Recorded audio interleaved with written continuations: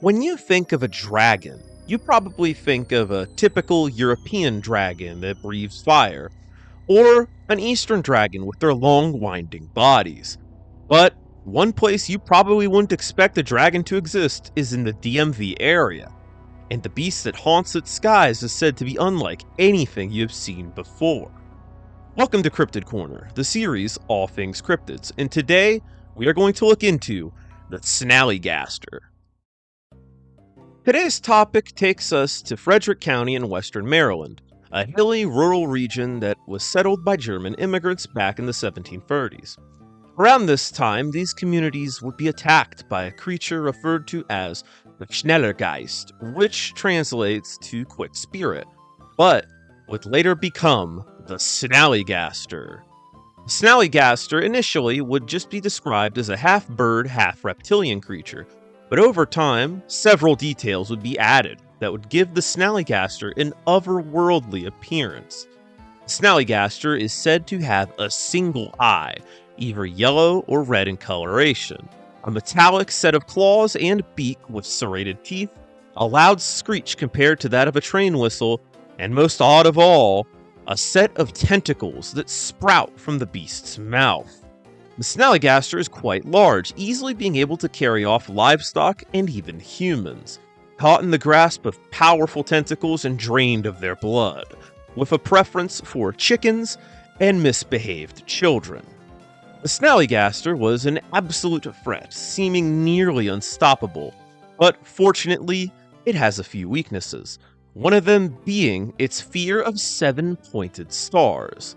Due to this, seven-pointed stars and many other designs would be painted onto barns, and able to deter the great beast. In the 1800s, however, the Snallygaster legend would be spun in a deplorable way, claiming that the beast had a preference for eating black people, being used in an effort to deter free slaves from the area. And in 1909, when newspapers would spread reports of the Jersey Devil, the tale of the Snallygaster would reemerge with it, but being spotted beyond Frederick County in parts of DC, Northern Virginia, and even parts of West Virginia. And unfortunately, the trend of racist freaks turning a fun urban legend into veiled threats against black residents would continue, with the earliest documented article of the Snallygaster from February 12, 1909 from the Valley Register mentioning that it only attacks black people, and reportedly drained the blood of a black man named Bill Jefferson.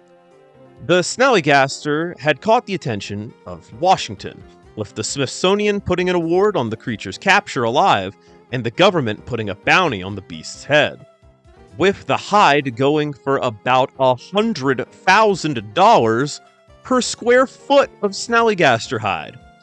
An offer so good that Teddy Roosevelt reportedly nearly canceled his African safari to hunt the beast himself. Good old Teddy.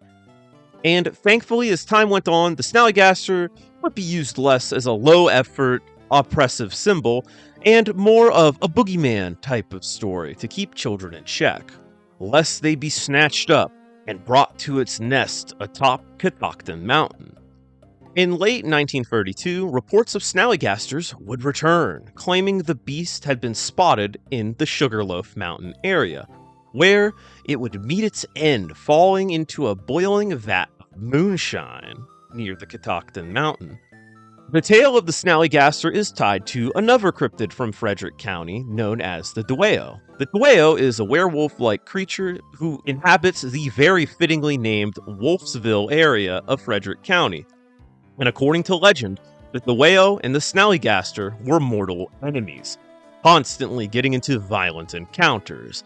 And I absolutely love the idea of two regional cryptids interacting with each other like this. And going forward, we need to normalize cryptid interactions. Things like this in folklore are just so cool to better flesh out the cryptid's cinematic universe.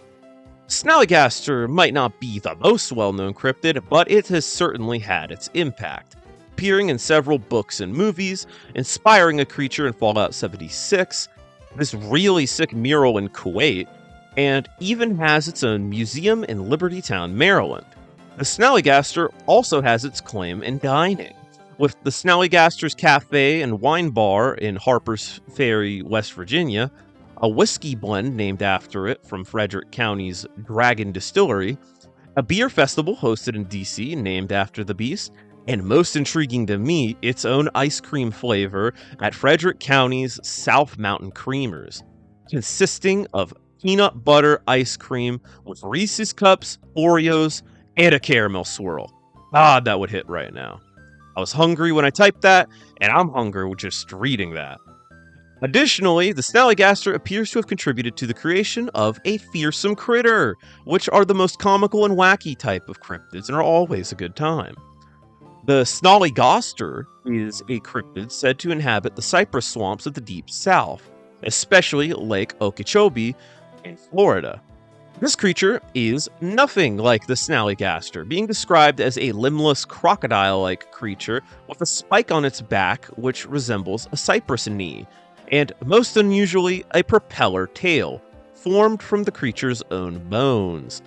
The Snallygaster is a man-eater, impaling people on its spike after launching them into the air, and once the beast gathers enough food on its back, it will drill out a hole with its tail, toss the victim into the hole, and blend them up with its tail into a fine batter, which the beast would then begin slurping up all that remains. Now, oddly and also disturbingly, like the Snallygaster reports, the Snallygaster has a preference for devouring black people, and it's super strange that I've stumbled across two racist cryptids in a video, but at least the DMV-born werewolf is beating bricks out of one of them as we speak. Now, typically in this section, I would try to look into just what the cryptid of the video could be, but I'm pretty sure everyone here is in agreement that this was simply a thunderbird that was carrying a ground sloth, which in turn was eating a kraken.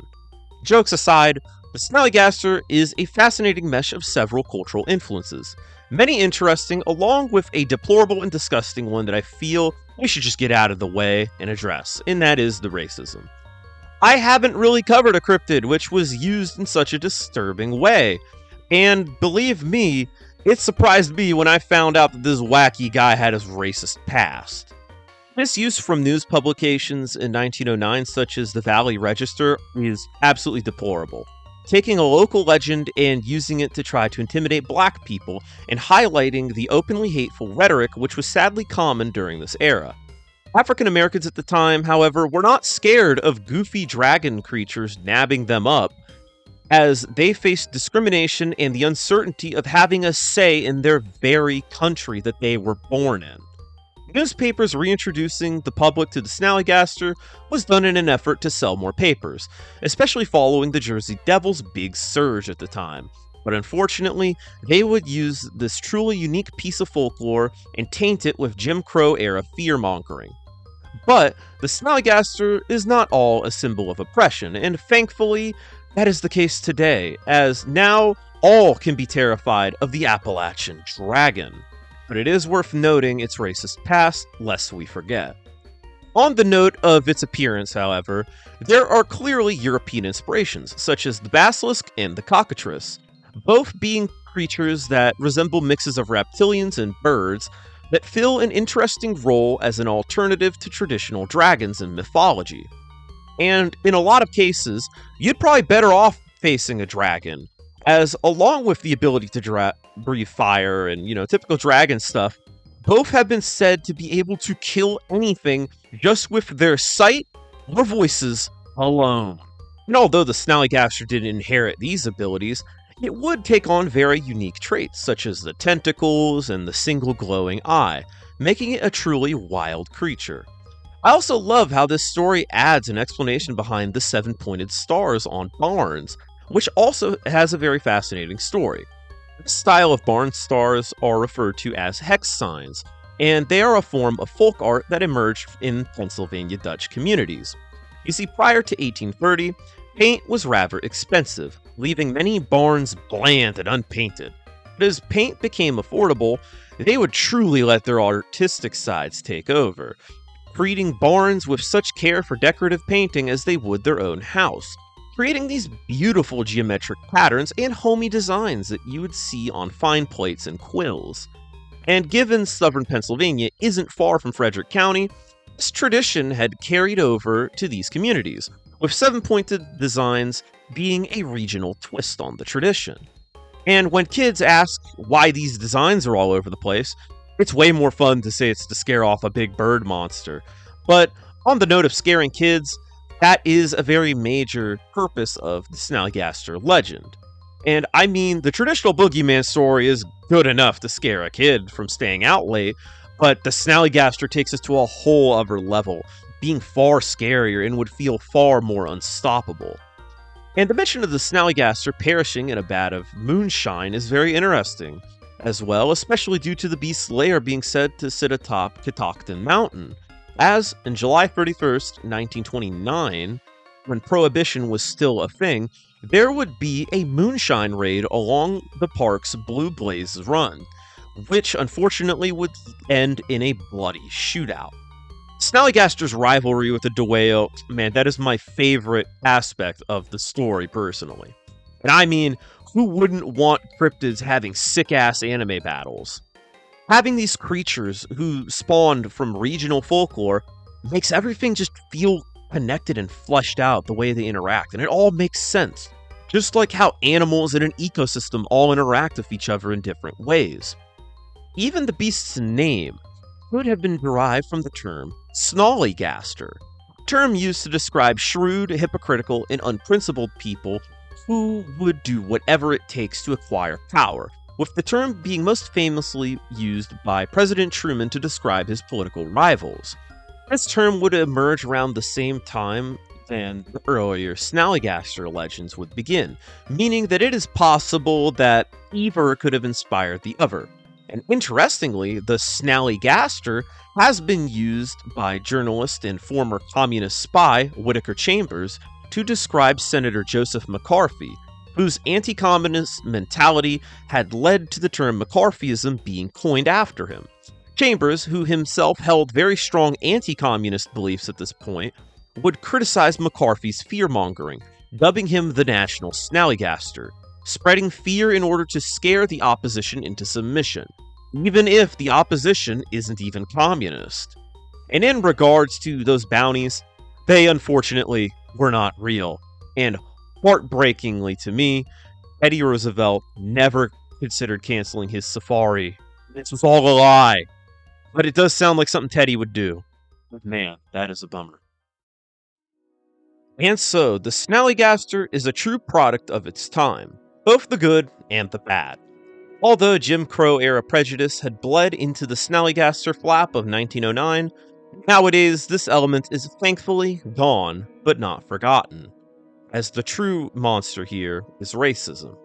The Snallygaster is a product of rural Maryland's culture, using legendary creatures from European mythologies and making them their own, influenced by local art, history, geography, folklore, and unfortunately, hatred.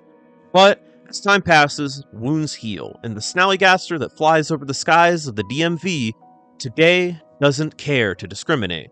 All are to be scared, lest the Dueo catches him talking reckless. And that is going to do it for the Snallygaster. Man, I did not expect to talk about racism going into a cryptid video. I mean, I kind of did, because I did remember that note of them the legend being used to scare freed slaves. But, man, I never really came across a cryptid that tied to racism. And it was very interesting to talk about it as such, even if it was a very serious topic. It's worth talking about, especially in cryptozoology. Like, I expected, like, you know, the more controversial cryptids to be like, oh, it's neo-dinosaurs that are used to push very pseudoscientific young Earth creationist beliefs. But no, this one just used straight up racism. But today, at least, the Snallygaster is celebrated as a more fun type of symbol and not used in a hateful manner. But I hope you enjoyed this video. It was a very interesting dive into Maryland culture, you know, always good to represent the DMV a bit. But what did y'all think about it? Do you think that the Snallygaster could have actually been something? Do you think it could have been inspired by like a seabird eating a squid or something? Let me know down below, because I I do find cryptids like this that, there's like no chance this thing is real, but it's such a unique story I can't help but talk about it. I mean, like a bird, reptile, dragon with tentacles and a single glowing eye that's just so cool. Even if it has a very troubled past, very interesting to talk about. And also, having a rivalry with another cryptid, that's got to be normalized. This has to be a thing going forward. Whatever committees there are on folklore and mythologies and stuff, they got to interact. Like, this has got to be like a mythos of cryptids all interacting with each other. I find that so cool. But again, thank you for watching. If you like this video, make sure to leave a like down below and leave a comment. Make sure to give recommendations for other video ideas. I'm all ears. And if you really, really, really like this content, you could become a member for $3 a month. You get access to these videos early and priorities on recommendations. But I'm not going to keep you much longer, so I'd like to thank you for watching yet again, and I'll see you in the next one, which will be the birthday special. Only the best cryptids for the birthday special.